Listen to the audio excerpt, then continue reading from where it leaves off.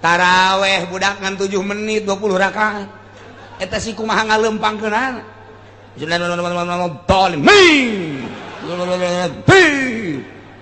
beres batur kakara ka masjidnya geus ngaroko mah taraweh geus saya geus beres ya lillahi lahumul fatihah. Bismillahirrahmanirrahim.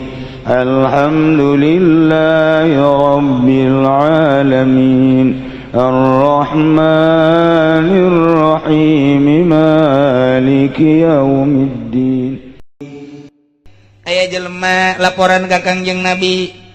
Begitu laporan ka Kangjeng Nabi soal berjamaah, kumaha laporan ya Rasulullah? Aya jelema embung berjamaah jeung Muad bin Jabal. Aya kitu kunaon? Beu nya nambah babacaanana panjang jasa terutama salat subuh. Kangjeng Nabi dinya langsung ngereket. Eta mah munda fari. Jelema Muad bin Jabal kudu dibawa ka dieu deui, dek disidang. Lain hayu kena berjamaah jelema. Endahan teu berjamaah kudu jauh salat mah. Ulah panjang-panjang lamun berjamaah jeung nu asing lantaran di tukang ngentepan aya aki-aki, aya al-kabir, aya ad-dhaif, aya al-hajah. Jelema teh aya nu kolot, jelema teh kapan di tukang ngenteh aya kitu nu boga kabutuh. Wah, ieu berjamaah salah ieu Muad bin Jabal. Panggil ku Kangjeng Nabi. Mun berjamaah deuleuan heula cek Kangjeng Nabi. Deuleuan aya tamu teu eueuh. Lamun kira-kira aya tamu ngora apa kolot. Ternyata ieu mah kolot teu beukieun kana salat. Cepatkan. Salat. Ieu ternyata aya tamu asing can pati beukieun kana salat mah. Cepatkan salatna. Namun kitu mah tamuna bangsa geus beukieun kana salat. Silakeun ka salat-salat. Tah Kangjeng Nabi satu saat pernah ngomong salat sing cepet ka Muad bin Jabal berjamaah. Tapi ka Abi Musa Kangjeng Nabi nyarios. Lamun urang berjamaah sing taliti tarapti tartil rada lilakeun salatna lantaran Abi Musa mah ieu nu berjamaahnana jelema-jelema ahli-ahli Allah kabeh tuh kurang dipadukeun nu ieu mah ka ieu mah titah lalaunan salat ka ieu mah titah cepet atuh saha musuhna harita mana situasi jeung kondisina di deuleu ku Kangjeng Nabi mada urang ge jadi imam teh deuleu heula wow kan dideuleu ieu masa jumping kabeh taraweh budak ngan 7 menit 20 rakaat eta si kumaha ngalempangkeunana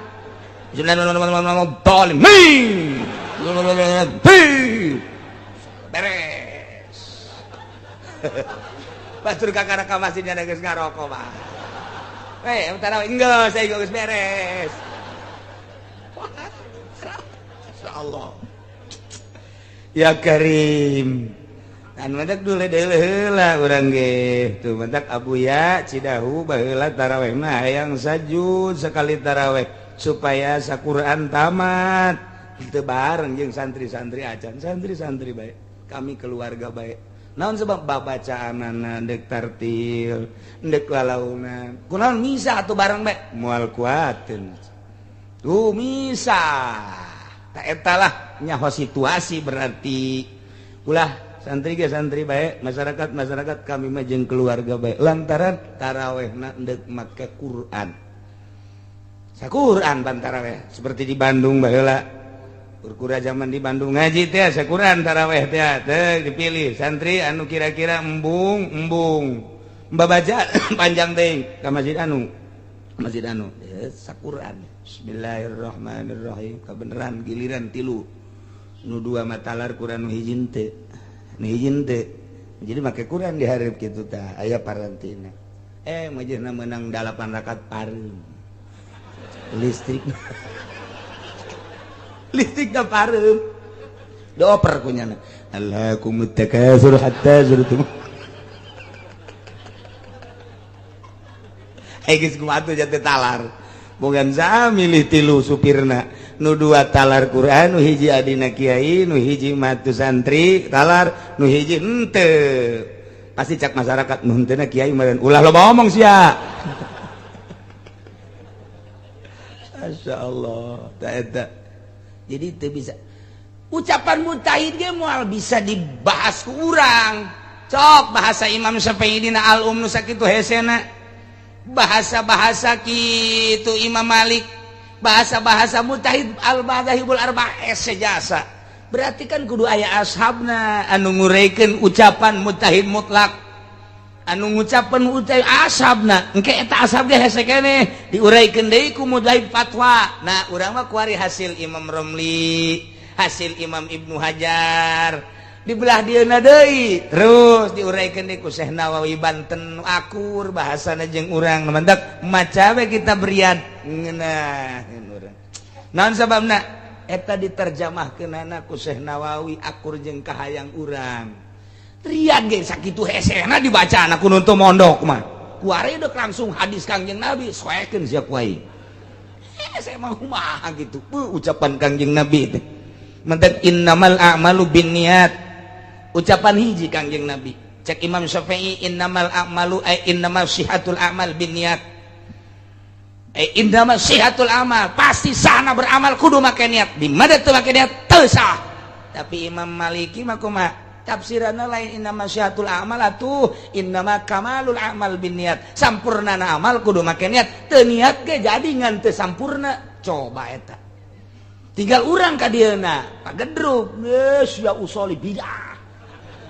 Cek Amin Rais bidah sia. Cek urang teh teu sampurna sia. Ayo angadu. Terus teu sampurna jeung naon kitu ngaranna teu repeh datang ka kuari. Muhammadiyah anaon eta lantaran teu paham. Teu paham ucapan Kangjeng Nabi, tapi lamun paham mah sia kunaon atuh teu make niat. Aing mah berpahamna mazhab Maliki, aing mah jeung Hanafi. Oh mangga, aing mah Syafi'i, atuh Syafi'i mana sia? Urang pondok. Dah eta. Coba ayo, la sholata li jaril masjid illa fil masjid cak Kangjeng Nabi. La sholata fi jaril masjid illa fil majlis.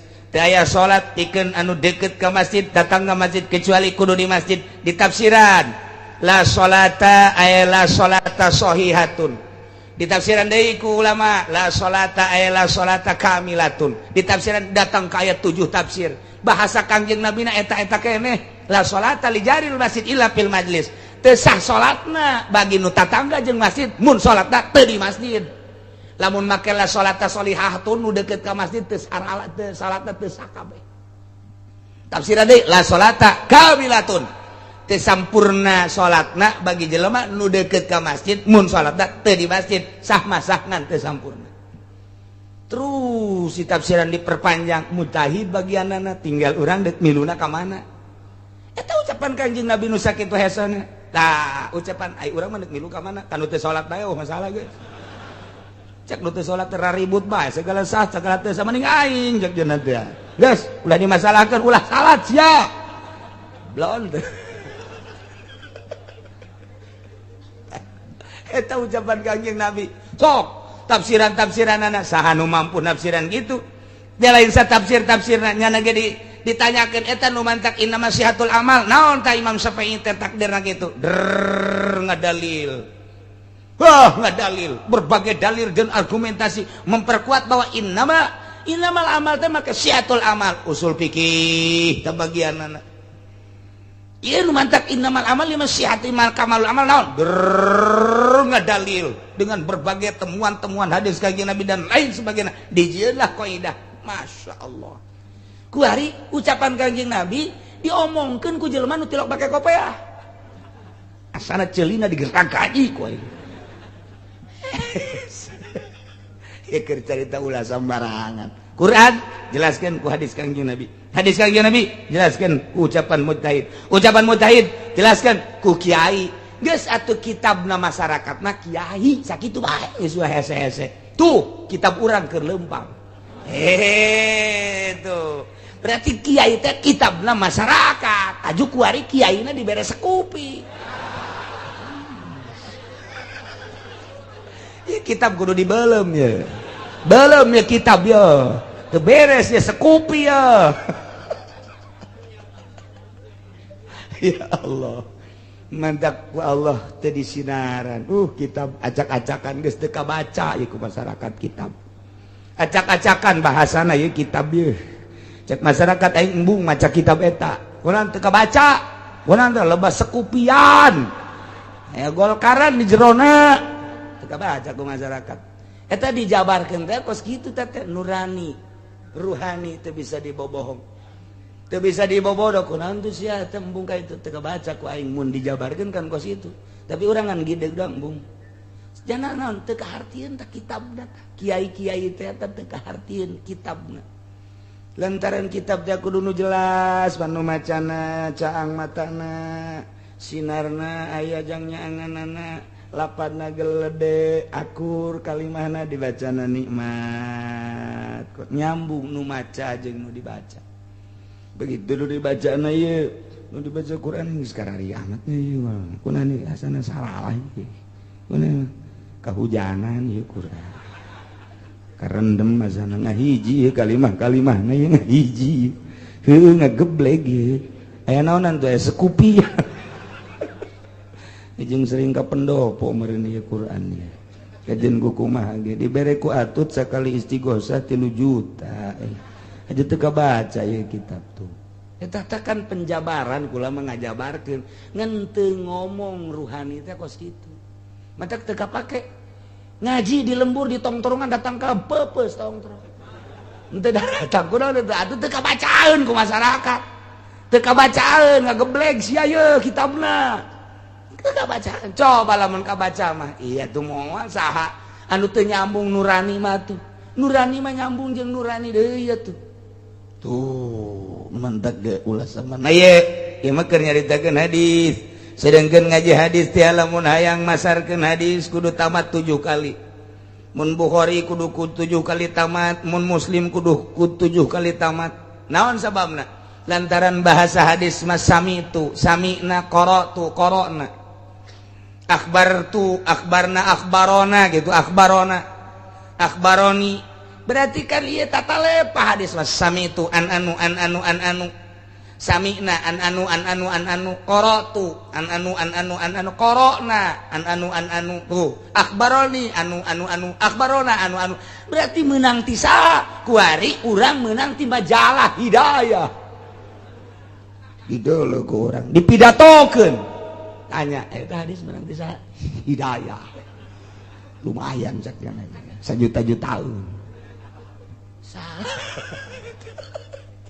jadi geus meunang ti koran segala ti majalah ai jang sakadar maca sorangan mah atuh itu salah mah masalah tapi ketika dibikeun deui teu meunang hadis mah kudu nyaho ti saha ieu hadis dan mata kudu ngaji ge mondok atuh sararia itu mah rondok tah gara-gara mah mendak teu nyaho tah mun hayang nyampekeun deui secara khusus ieu kudu 7 kali naon sababna hiji hadis besi aya nu kaliwat macana jeung maknana hiji hadis aya nu keur nundutan engke berarti sami'nana poho samituna lalagaan berarti nah eta teh hiji hadis sabukhari kudu kadenge bener ti mimiti macana datang ka maknana naon kudu nyaksian urang di guru berarti kudu 7 kali karak silakan namun kakarak sakali doang encan bisa kieu macana an Abdillah ngariwayatkeun ingsun saking Abdillah teu meunang kitu tetep bae den riwayatakeun saking Abdillah tuh ngaji hadis ge aya istilah-istilah